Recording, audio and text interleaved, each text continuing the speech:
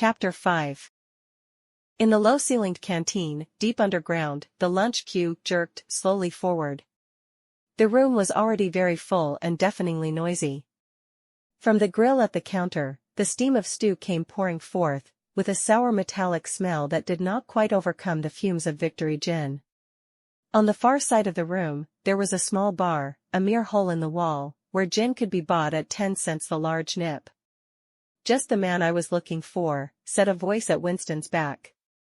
He turned round. It was his friend Syme, who worked in the research department. Perhaps friend was not exactly the right word. You did not have friends nowadays, you had comrades, but there were some comrades whose society was pleasanter than that of others. Syme was a philologist, a specialist in newspeak. Indeed, he was one of the enormous team of experts now engaged in compiling the 11th edition of the Newspeak Dictionary.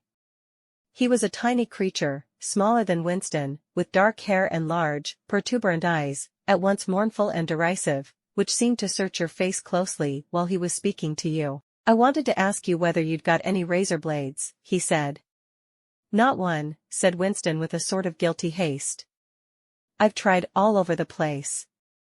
They don't exist any longer. Everyone kept asking you for razor blades." Actually, he had 2 unused ones, which he was hoarding up. There had been a famine of them for months past. At any given moment there was some necessary article which the party shops were unable to supply. Sometimes it was buttons, sometimes it was darning wool, sometimes it was shoelaces, at present it was razor blades. You could only get hold of them, if at all, by scrounging more or less furtively on the free market. "I've been using the same blade for 6 weeks, he added untruthfully. The queue gave another jerk forward. As they halted, he turned and faced Syme again. Each of them took a greasy metal tray from a pile at the end of the counter. "Did you go and see the prisoners hanged yesterday?" said Syme. "I was working," said Winston indifferently. "I shall see it on the flicks, I suppose." "A very inadequate substitute," said Syme. His mocking eyes roved over Winston's face. "I know you," the eyes seemed to say. "I see through you. I know very well why you didn't go to see those prisoners hanged." In an intellectual way, Syme was venomously orthodox. He would talk with a disagreeable gloating satisfaction of helicopter raids on enemy villages, and trials and confessions of thought criminals, the executions in the cellars of the Ministry of Love.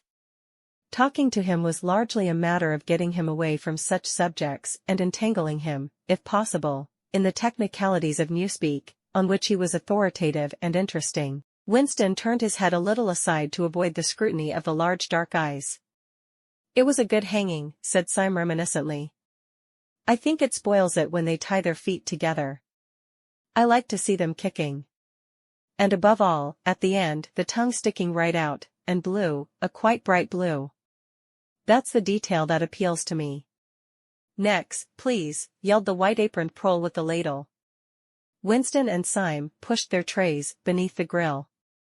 Onto each was dumped swiftly the regulation lunch, a metal pannikin of pinkish-gray stew, a hunk of bread, a cube of cheese, a mug of milkless Victory coffee, and 1 saccharin tablet. "There's a table over there, under that telescreen," said Syme. "Let's pick up a gin on the way." The gin was served out to them in handleless china mugs. They threaded their way across the crowded room and unpacked their trays onto the metal-topped table, on one corner of which someone had left a pool of stew, a filthy liquid mess that had the appearance of vomit. Winston took up his mug of gin, paused for an instant to collect his nerve, and gulped the oily-tasting stuff down. When he had winked the tears out of his eyes, he suddenly discovered that he was hungry. He began swallowing spoonfuls of the stew, which, in among its general sloppiness, had cubes of spongy pinkish stuff, which was probably a preparation of meat. Neither of them spoke again till they had emptied their pannikins. From the table at Winston's left, a little behind his back, someone was talking rapidly and continuously, a harsh gabble almost like the quacking of a duck, which pierced the general uproar of the room. "How is the dictionary getting on?" said Winston, raising his voice to overcome the noise. "Slowly," said Syme. "I'm on the adjectives. It's fascinating. He had brightened up immediately at the mention of Newspeak. He pushed his pannikin aside, took up his hunk of bread in one delicate hand and his cheese in the other, and leaned across the table so as to be able to speak without shouting. "The 11th edition is the definitive edition," he said. "We're getting the language into its final shape, the shape it's going to have when nobody speaks anything else. When we've finished with it, people like you will have to learn it all over again. You think, I dare say, that our chief job is inventing new words. But not a bit of it. We're destroying words, scores of them, hundreds of them, every day. We're cutting the language down to the bone. The 11th edition won't contain a single word that will become obsolete before the year 2050.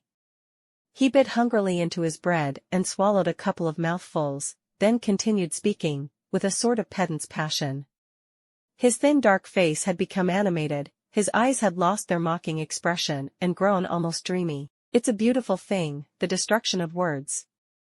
Of course, the great wastage is in the verbs and adjectives, but there are hundreds of nouns that can be got rid of as well. It isn't only the synonyms, there are also the antonyms. After all, what justification is there for a word which is simply the opposite of some other word? A word contains its opposite in itself. Take good, for instance. If you have a word like good, what need is there for a word like bad? Ungood will do just as well, better, because it's the exact opposite, which the other is not. Or again, if you want a stronger version of good, what sense is there in having a whole string of vague useless words like excellent and splendid and all the rest of them? Plus good covers the meaning, or double plus good if you want something stronger, still. Of course, we use those forms already. But in the final version of Newspeak, there'll be nothing else. In the end, the whole notion of goodness and badness will be covered by only 6 words, in reality, only 1 word. Don't you see the beauty of that, Winston? It was BB's idea originally, of course, he added as an afterthought. A sort of vapid eagerness flitted across Winston's face at the mention of Big Brother. Nevertheless, Syme immediately detected a certain lack of enthusiasm. "You haven't a real appreciation of Newspeak, Winston," he said almost sadly. "Even when you write it you're still thinking in old speak. I've read some of those pieces that you write in the Times occasionally. They're good enough, but they're translations. In your heart, you'd prefer to stick to old speak, with all its vagueness and its useless shades of meaning. You don't grasp the beauty of the destruction of words. Do you know that Newspeak is the only language in the world whose vocabulary gets smaller every year?" Winston did know that, of course. He smiled, sympathetically he hoped, not trusting himself to speak. Syme bit off another fragment of the dark-colored bread, chewed it briefly, and went on, "Don't you see that the whole aim of Newspeak is to narrow the range of thought? In the end, we shall make thought crime literally impossible because there will be no words in which to express it. Every concept that can ever be needed will be expressed by exactly 1 word, with its meaning rigidly defined and all its subsidiary meanings rubbed out and forgotten. Already, in the 11th edition, we're not far from that point. But the process will still be continuing long after you and I are dead. Every year, fewer and fewer words, and the range of consciousness is always a little smaller. Even now, of course, there's no reason or excuse for committing thought crime. It's merely a question of self-discipline, reality control. But in the end, there won't be any need even for that. The revolution will be complete when the language is perfect. Newspeak is Ingsoc and Ingsoc is Newspeak, he added with a sort of mystical satisfaction. Has it ever occurred to you, Winston, that by the year 2050, at the very latest, not a single human being will be alive who could understand such a conversation as we are having now?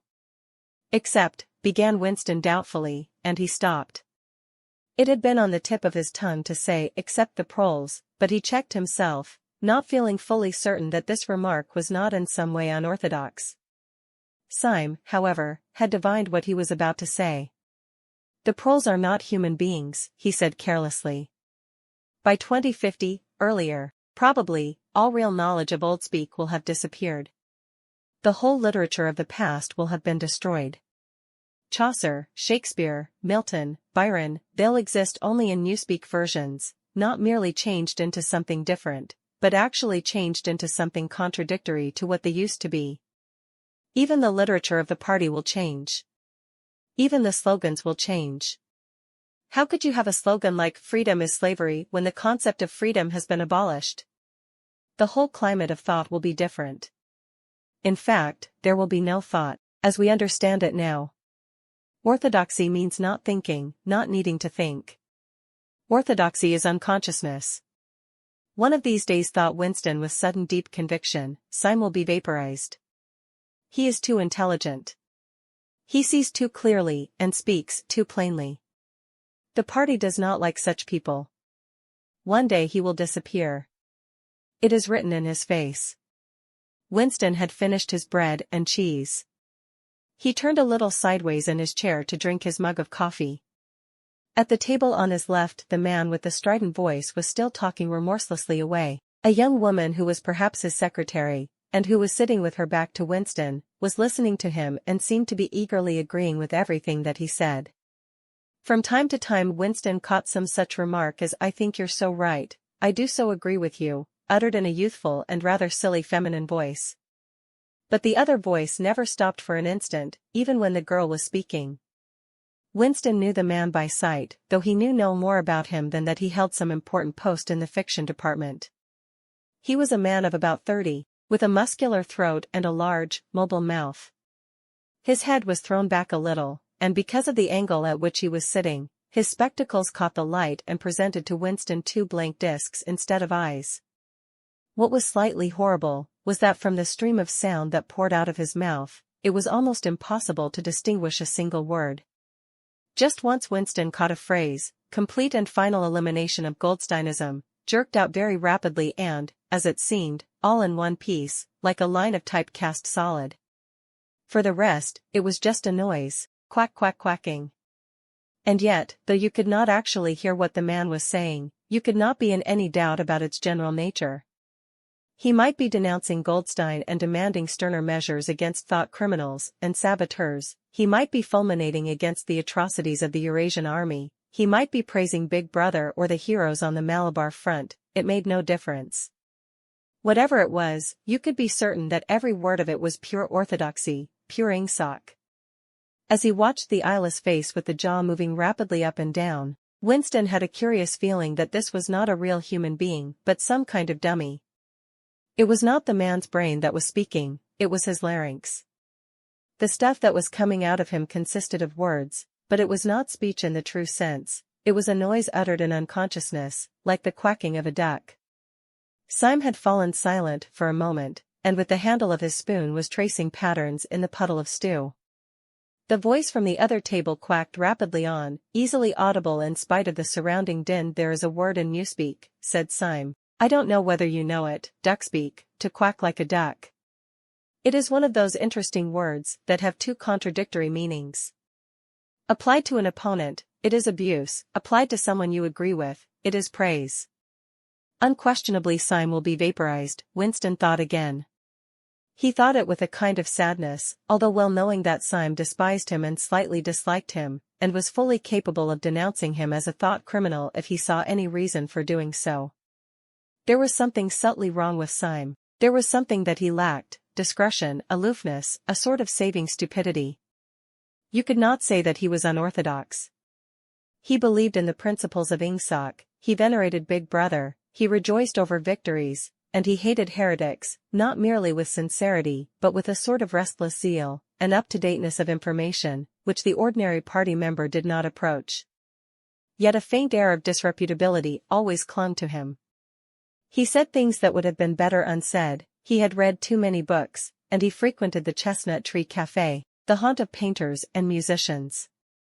There was no law, not even an unwritten law, against frequenting the Chestnut Tree Café, yet the place was somehow ill-omened. The old, discredited leaders of the party had been used to gather there before they were finally purged. Goldstein himself, it was said, had sometimes been seen there, years and decades ago. Syme's fate was not difficult to foresee. And yet it was a fact that if Syme grasped, even for 3 seconds, the nature of his, Winston's, secret opinions, he would betray him instantly to the thought police. So would anybody else, for that matter, but Syme more than most. Zeal was not enough. Orthodoxy was unconsciousness. Syme looked up. "Here comes Parsons," he said. Something in the tone of his voice seemed to add, "That bloody fool." Parsons, Winston's fellow tenant at Victory Mansions, was in fact threading his way across the room, a tubby, middle-sized man with fair hair and a frog-like face. At 35, he was already putting on rolls of fat at neck and waistline, but his movements were brisk and boyish. His whole appearance was that of a little boy grown large, so much so that although he was wearing the regulation overalls, it was almost impossible not to think of him as being dressed in the blue shorts, grey shirt, and red neckerchief of the spies. In visualizing him one saw always a picture of dimpled knees and sleeves rolled back from pudgy forearms. Parsons did, indeed, invariably revert to shorts when a community hike or any other physical activity gave him an excuse for doing so. He greeted them both with a cheery "hello, hello," and sat down at the table, giving off an intense smell of sweat. Beads of moisture stood out all over his pink face. His powers of sweating were extraordinary. At the community center, you could always tell when he had been playing table tennis by the dampness of the bat handle. Syme had produced a strip of paper on which there was a long column of words and was studying it with an ink pencil between his fingers. "Look at him working away in the lunch hour," said Parsons, nudging Winston. "Keenness, eh? What's that you've got there, old boy? Something a bit too brainy for me, I expect." "Smith, old boy, I'll tell you why I'm chasing you. It's that sub you forgot to give me." "Which sub is that?" said Winston, automatically feeling for money. About a quarter of one's salary had to be earmarked for voluntary subscriptions, which were so numerous that it was difficult to keep track of them. "For Hate Week. You know, the house-by-house fund. I'm treasurer for our block. We're making an all-out effort, going to put on a tremendous show. I tell you, it won't be my fault if old Victory Mansions doesn't have the biggest outfit of flags in the whole street. $2 you promised me." Winston found and handed over 2 creased and filthy notes, which Parsons entered in a small notebook, in the neat handwriting of the illiterate. "By the way, old boy," he said. "I hear that little beggar of mine let fly at you with his catapult yesterday. I gave him a good dressing down for it. In fact, I told him I'd take the catapult away if he does it again." "I think he was a little upset at not going to the execution," said Winston. "Ah, well, what I mean to say, shows the right spirit, doesn't it? Mischievous little beggars they are, both of them, but talk about keenness. All they think about is the spies, and the war, of course.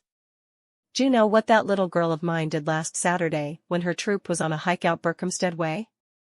She got 2 other girls to go with her, slipped off from the hike, and spent the whole afternoon following a strange man. They kept on his tail for 2 hours, right through the woods, and then, when they got into Amersham, handed him over to the patrols." "What did they do that for?" said Winston, somewhat taken aback. Parsons went on triumphantly. "My kid made sure he was some kind of enemy agent, might have been dropped by parachute, for instance. But here's the point, old boy. What do you think put her on to him in the first place? She spotted he was wearing a funny kind of shoes, said she'd never seen anyone wearing shoes like that before. So the chances were he was a foreigner. Pretty smart for a nipper of 7, eh?"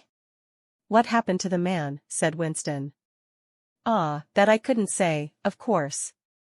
But I wouldn't be altogether surprised if..." Parsons made the motion of aiming a rifle, and clicked his tongue for the explosion. "Good," said Syme abstractedly, without looking up from his strip of paper.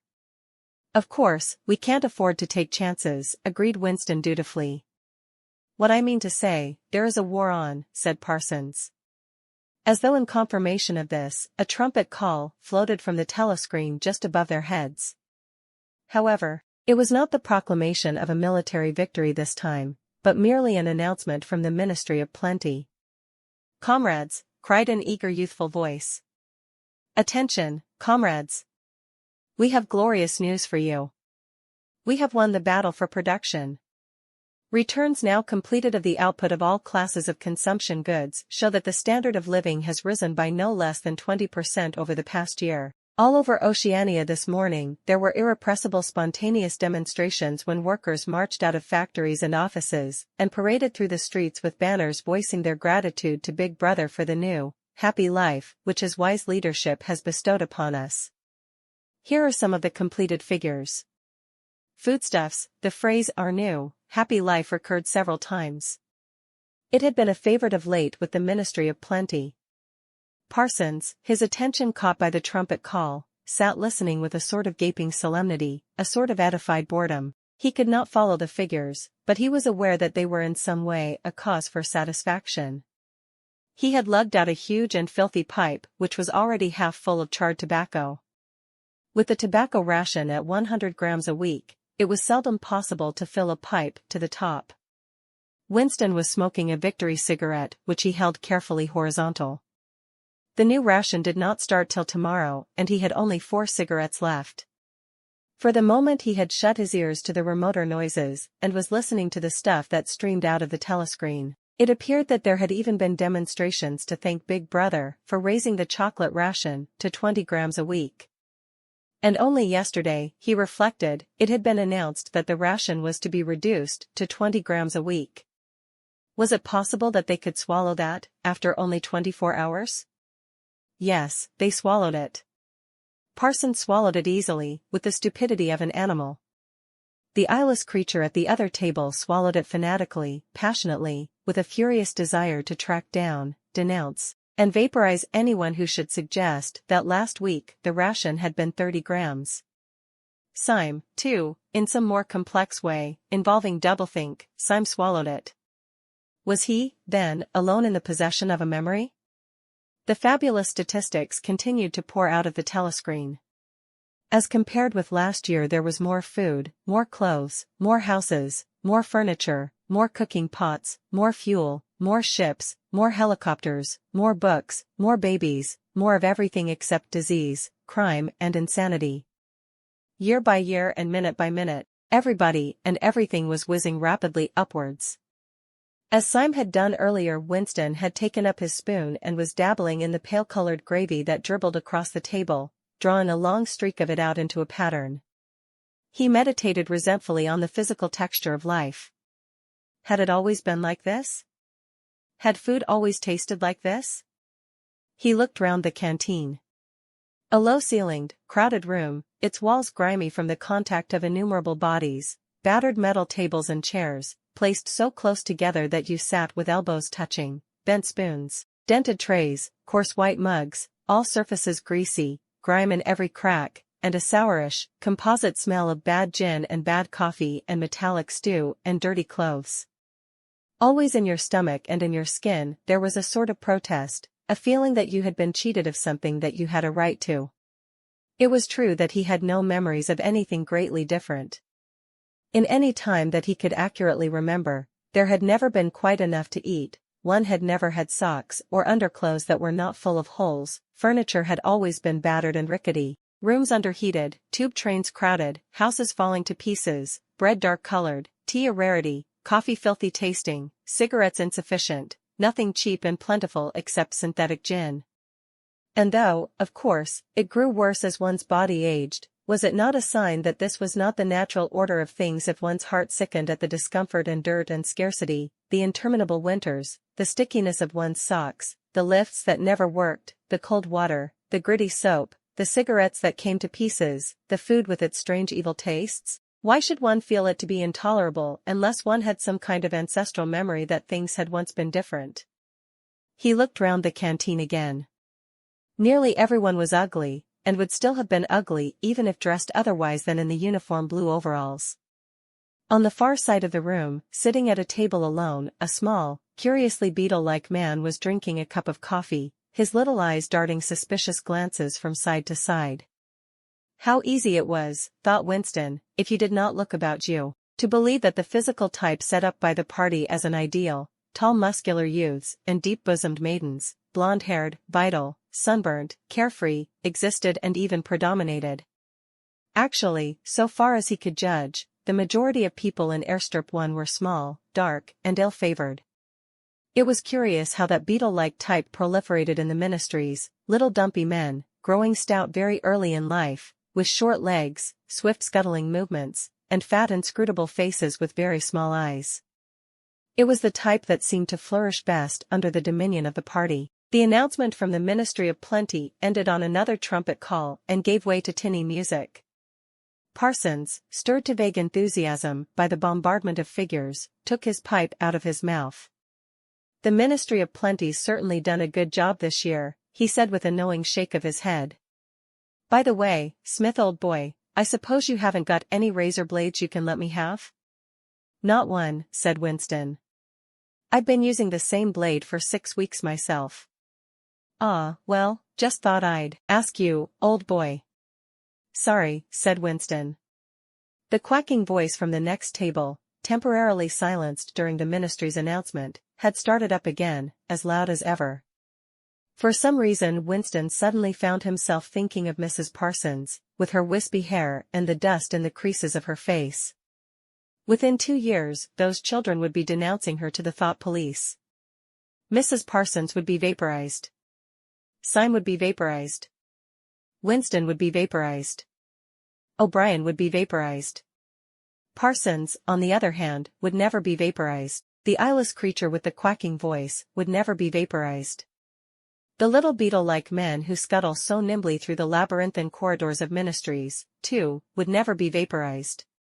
And the girl with dark hair, the girl from the fiction department, she would never be vaporized either. It seemed to him that he knew instinctively who would survive and who would perish, though just what it was that made for survival, it was not easy to say. At this moment he was dragged out of his reverie with a violent jerk. The girl at the next table had turned partly round and was looking at him. It was the girl with dark hair. She was looking at him in a sidelong way, but with curious intensity. The instant she caught his eye she looked away again. The sweat started out on Winston's backbone. A horrible pang of terror went through him. It was gone almost at once, but it left a sort of nagging uneasiness behind. Why was she watching him? Why did she keep following him? Unfortunately, he could not remember whether she had already been at the table when he arrived or had come there afterward, but yesterday, at any rate, during the 2 minutes' hate, she had sat immediately behind him when there was no apparent need to do so. Quite likely her real object had been to listen to him and make sure whether he was shouting loudly enough. His earlier thought returned to him, probably she was not actually a member of the thought police, but then it was precisely the amateur spy who was the greatest danger of all.